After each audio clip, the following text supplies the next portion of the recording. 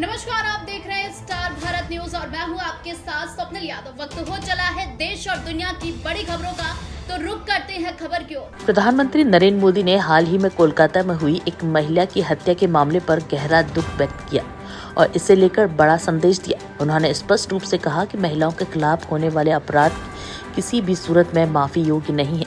प्रधानमंत्री मोदी ने इस घटना की कड़ी निंदा की और कहा कि ऐसे जघन्य अपराधों को बिल्कुल भी बर्दाश्त नहीं किया जाएगा। उन्होंने कहा कि महिलाओं के खिलाफ अपराधों को किसी भी हालत में माफ नहीं किया जा सकता। यह हमारे समाज के लिए शर्मनाक है और इस पर सख्त कार्रवाई होनी चाहिए। बता दें कि ये मामला तब चर्चा में आया जब कोलकाता में एक महिला की बेरहमी से हत्या कर दी गई थी और ये घटना समाज में बढ़ते अपराधों और महिलाओं की सुरक्षा के मुद्दों पर गहरी चिंता का कारण बनी है। प्रधानमंत्री ने इस घटना के बहाने देश में महिलाओं की सुरक्षा को लेकर अपनी प्रतिबद्धता को दोहराया और कहा कि महिलाओं की सुरक्षा के लिए कानून व्यवस्था को और मजबूत करना जरूरी है। उन्होंने संबंधित अधिकारियों से इस मामले में सख्त कार्रवाई करने का निर्देश भी दिया। प्रधानमंत्री मोदी का ये बयान देश में महिलाओं की सुरक्षा को लेकर सरकार की गंभीरता को दर्शाता है। कोलकाता मर्डर केस जैसे मामलों में सख्त कार्रवाई की मांग के साथ उन्होंने समाज से महिलाओं के प्रति अधिक संवेदनशील होने की अपील की है। अयोध्या में मिल्कीपुर विधानसभा क्षेत्र से सांसद अवधेश प्रसाद के बेटे अजीत प्रसाद को टिकट दिए जाने के बाद आर.के. चौधरी ने कहा कि पूरी ताकत से समाजवादी पार्टी चुनाव लड़ेगी और जो भी हमारे साथी हैं, पार्टी के कार्यकर्ता हैं, वो भी लग जाएं और अजीत प्रसाद को चुनाव जिताएं। प्रदेश के सभी 10 सीटों पर सपा उपचुनाव जीतेगी। पीडीए के सवालों पर उन्होंने कहा कि इस देश में काशीराम हुआ करते थे। उन्होंने बहुजन समाज बनाया था।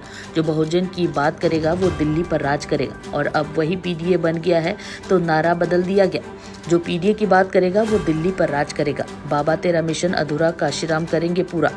समाज में उच्च वर्ग की लोग तरक्की करके बहुत आगे बढ़े हैं। जिनको पछाड़ा गया है, जो कमज़ोर हैं, लाचार हैं, दबाया गया है, उनको आगे बढ़ाना है। हर जातीय बराबरी का स्थान पाए, यही लक्ष्य है। और इस लक्ष्य को पाने के लिए जो मिशन है, बाबा अम्बेडकर के नाम पर पहले नारा लगता था कि बाबा तेरा मिशन अधूरा, काशीराम करेंगे पूरा, और अब काशीराम है तो नारा लग रहा है बाबा तेरा मिशन अधूरा, अखिलेश यादव करेंगे पूरा। बता दें कि भदरसा गैंग रेप पर उन्होंने कहा कि ये जो बीजेपी है और आरएसएस है और जो इनके नेता हैं वो टेढ़ी मेढ़ी बातें करते हैं। इस देश में हिंदू मुसलमान करते हैं। लड़ाई लड़ाने के अलावा कुछ नहीं जानते। ये देश सबका है। बाबा साहेब अम्बेडकर ने संविधान में लिखा है कि इस देश के संविधान के दायरे में तमाम कानून बने हैं। बीजेपी तो ये भी कहती है कि संसद भवन में शेड्यूल के हिसाब से काम हो, लेकिन हम चाहते हैं कि संविधान के हिसाब से काम हो।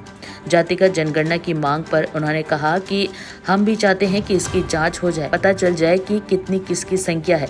जितनी जिनकी संख्या भारी, उसकी उतनी हिस्सेदारी। सामाजिक न्याय की पूर्व वीपी मंडल की जयंती शहर गांधी पार्क में मनाया गया। बता दें कि जयंती में शामिल होने के लिए मोहनलालगंज के सपा सांसद आर.के. चौधरी अयोध्या पहुंचे थे। अजमेर में भादो माह की ये पहली बारिश बुधवार को शुरू हो गई और बुधवार से गुरुवार तक 3.5 इंच बारिश हुई है। लगातार 4 दिन हुई भारी बारिश के बाद फौजसागर झील, अनासागर झील ही नहीं बल्कि किशनगढ़ में गोंदेलाव झील पानी से लबालब हो चुके हैं। बता दें कि इन झीलों में पानी ओवरफ्लो हो गया है और अभी की ताजा सूचना के अनुसार अजमेर में भारी बारिश होने के बाद फौजसागर झील ओवरफ्लो होने लगी है।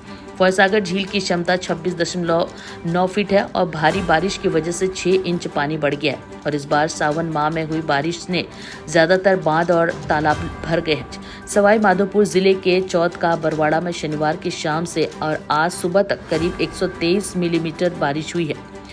धौलपुर के पार्वती डैम में लगातार पानी की आवक हो रही है। डैम के बीते करीब 12 घंटों में अलग अलग फेज में 9 गेट खोल दिए गए हैं। अजमेर शहर में बीते 24 घंटों में 80 मिलीमीटर बारिश हुई है और अजमेर में मौजूद दोनों झील अनासागर और फौजसागर ओवरफ्लो हो गए हैं।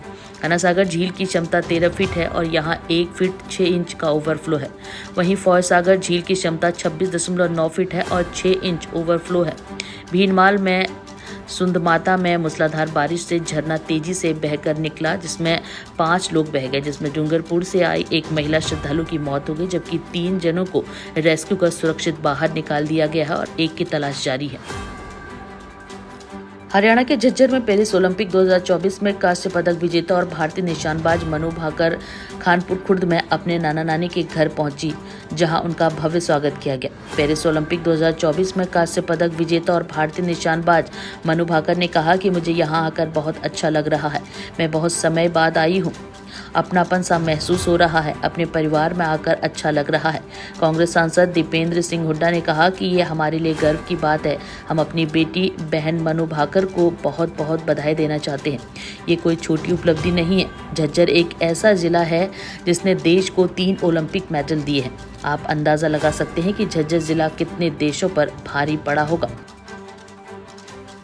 दिल्ली में बीजेपी अध्यक्ष वीरेंद्र सचदेवा और बीजेपी नेता रामवीर सिंह बिधूड़ी की मौजूदगी में आप पार्षद भाजपा में शामिल हुए। भाजपा में शामिल होने वाले पार्षदों में सुगंधा बिधूड़ी, रामचंद्र, पवन सहरावत, मंजू निर्मल, ममता पवन शामिल हैं। दिल्ली बीजेपी अध्यक्ष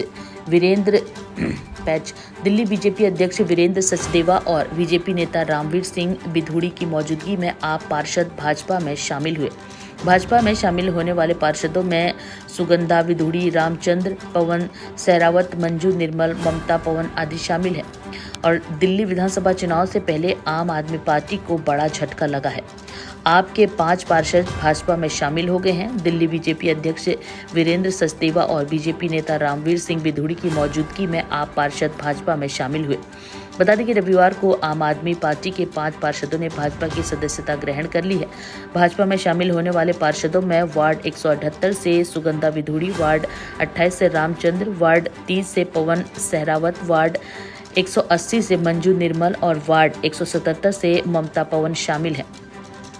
बता दें कि आप नेता मनीष सिसोदिया का कहना है कि एकीकृत पेंशन योजना नई पेंशन योजना से भी ज्यादा खराब है और ये देश के कर्मचारियों के साथ एक बहुत बड़ा धोखा है।